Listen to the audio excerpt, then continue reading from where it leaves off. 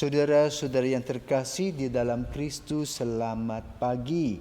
Salam jumpa lagi dalam Sabda Siap Saji Rabu 25 Januari 2023, di mana kita merayakan pesta bertobatnya Santo Paulus. Marilah kita berdoa. Dalam nama Bapa, Putra, dan Roh Kudus. Amin. Ajarlah kami, Paulus pujangga mulia, cinta sejati yang merangkum segala, supaya kami mencapai yang sempurna, sehingga pasti selamat dan bahagia. Semoga Bapa selalu dihormati bersama Putra yang mengutus Roh Suci kepada kita umat pilihan ini yang menerima kehidupan sejati. Bapa yang penuh kasih, kami mengucap syukur karena Engkau telah memilih Saulus menjadi Paulus. Engkau telah memberikan cahaya kepada Saulus melalui kebutaannya. Tetapi kemudian ia menjadi Rasul Paulus yang telah Kau ajak untuk mengisi kehidupan dan panggilan gereja perdana-Mu. Semoga kami dengan merayakan pertobatannya berbalik kepadamu seturut teladannya dan menjadi saksi kebenaran-Mu bagi dunia. Dengan pengantaraan Tuhan kami Yesus Kristus, Putra-Mu yang hidup dan berkuasa bersama Roh Kudus dalam persatuan Allah sepanjang segala masa. Amin. Tuhan bersamamu dan bersama rohmu. Inilah Injil Yesus Kristus menurut Markus. Dimuliakanlah Tuhan. Markus bab 16 ayat 15 sampai dengan 18. Sekali peristiwa, Yesus yang bangkit dari antara orang mati menampakkan diri kepada ke-11 murid dan berkata kepada mereka, "Pergilah ke seluruh dunia, beritakanlah Injil kepada segala makhluk. Siapa yang percaya dan dibaptis akan diselamatkan, tetapi siapa yang tidak percaya akan dihukum. Tanda-tanda ini akan menyertai orang-orang yang percaya. Mereka akan mengusir setan-setan demi nama-Ku. Mereka akan berbicara dalam bahasa-bahasa yang baru bagi mereka. Mereka akan memegang ular dan sekalipun meminum racun maut, mereka tidak akan mendapat celaka. Mereka akan meletakkan tangannya atas orang sakit dan orang itu akan sembuh." Demikianlah sabda Tuhan. Saudaraku terkasih, kalau kita mendengar Injil hari ini, bila orang mengikuti Kristus, maka dia menjadi orang sakti. Kenapa? Karena diberikan keselamatan. Hari ini kita memperingati pertobatan Santo Paulus. Mengapa hanya Santo Paulus saja yang dirayakan pertobatannya? Ada apa? Maka kita harus melihat kembali sejarah perdana. Pernyataan Yesus dalam Injil Markus pada hari ini yang mengatakan, "Pergilah ke seluruh dunia, wartakanlah Injil kepada segala makhluk," membuat para murid berkobar-kobar. Karena mereka mempunyai motivasi, punya dedikasi, mempunyai komitmen, maka pewartaan kabar gembira itu berhasil sukses. Banyak orang mengikuti ajaran Yesus. Akibatnya apa? Ajaran agama yang lama yang mereka anut makin berkurang. Dan hal itu tidak bisa di stop, tidak bisa dicegah. Bahkan guru dari Saulus ini mengatakan apa? Biarkanlah, kalau itu dari Roh Kudus akan berkembang gerejanya, kelompoknya.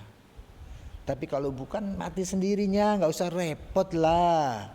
Ternyata apa? Terus berkembang dan berkembang. Lalu apa yang terjadi dengan kelompok orang-orang yang ditinggalkan ini? Mereka dalam ketidakberdayaan tadi membuat suatu program yang buruk. Bunuh saja mereka yang percaya kepada Kristus. Di Antioquia mereka disebut sebagai kelompok Kristen. Bunuh orang Kristen itu. Maka diadakanlah pengejaran terhadap orang-orang beriman kepada Kristus tadi.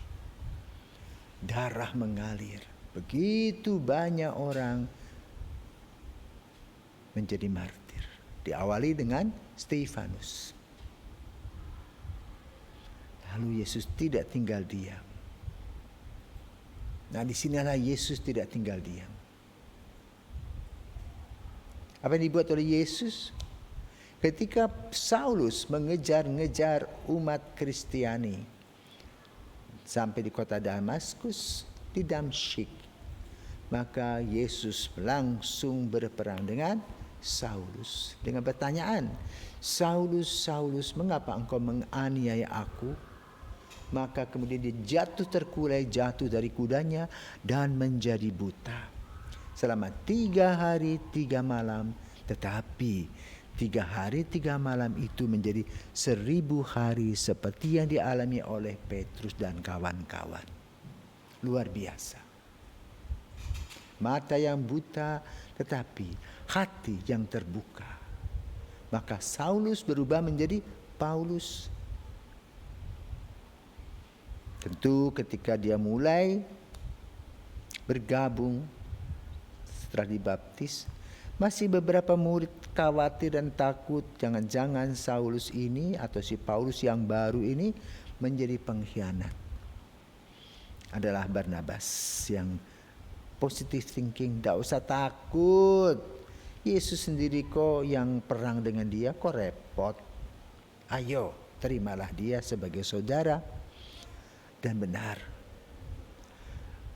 setelah Paulus dibaptis menjadi pengikut Kristus, maka dia penuh dengan kobaran semangat mewartakan Kristus dengan khotbah-khotbahnya yang menarik. Apalagi dia pandai menerima bahasa-bahasa yang baru. Dia mempunyai sense of language. Di mana saja dia datang dan pergi, cepat menangkap sehingga dia bisa mengekspresikan khotbah-khotbahnya kepada mereka. Bahkan dalam perjalanan dia tahu, dalam perjalanan menuju Roma dia melihat bagaimana kiprah masa depan gereja. Tidak bisa tinggal hanya di Yerusalem, tetapi harus berangkat ke pusat dunia yaitu Roma. Bagaimana caranya? Dia bukan pengemis, peminta-minta. Dia adalah seorang pewarta kabar gembira. Maka dia katakan, aku tidak mau dikasih makan orang. Aku murni menjadi pewarta Injil. Maka dia mulai bekerja. Apa yang dia bisa kerjakan, dia kerjakan. Kalau dia membuat batu-batu merah, bata merah, dia buat dan mengajarkan mereka yang ada di sekitarnya. Sebagai warga baru, dia masuk dan beradaptasi. Maka dalam perjalanan selama 3 kali ke Roma itulah kemudian dia mengambil sebuah kesimpulan. Apa yang dikatakan oleh Yesus di atas batu karang ini akan kudirikan gerejaku, dan itulah kota Roma. Maka kemudian dia mengajak Petrus untuk pergi ke Roma. Dan di sana mereka berdua menjadi tonggak gereja, awal gereja Katolik Roma. Sampai hari ini. Karena itu di Roma ada 2 basilika besar. Basilika San Pietro dan Basilika Santo Paulus. Nah, saudaraku terkasih, pertobatan Paulus ini membawa kita kepada sebuah refleksi. Amati sekarang, banyak gereja kosong. Kemanakah penghuninya? Sebagian mereka sudah tidak percaya kepada Tuhan. Dengan perkembangan dunia teknologi yang begitu canggih, mereka hanya menjadi kelompok orang hedonistis. Semuanya yang bisa dinikmati, dan Tuhan dengan rambu-rambunya mereka tidak mau dengar. Tapi lalu mereka juga ada yang beralih ke agama yang lain. Lalu bagaimana sikap kita?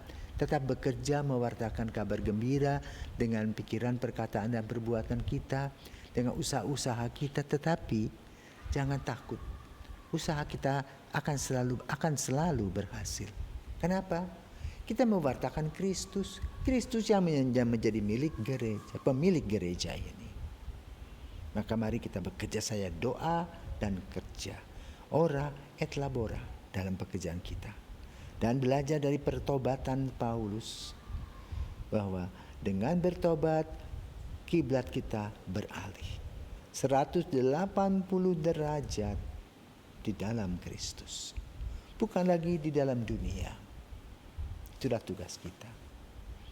Maka diharapkan kita tetap berkobar-kobar, karena kita mendapatkan sakramen baptis yang sama dengan apa yang dialami oleh Paulus. Tetapi hasilnya berbeda. Kenapa? Motivasinya berbeda, dedikasinya berbeda, komitmennya berbeda.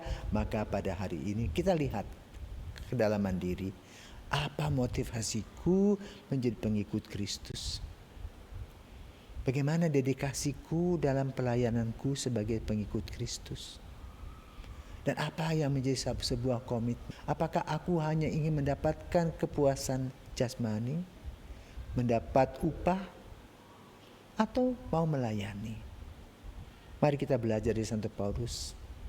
Aku bekerja tidak bukan untuk mendapatkan upah, tetapi aku bangga mewartakan Injil. Salam sejahtera, selamat pagi. Santo Paulus doakanlah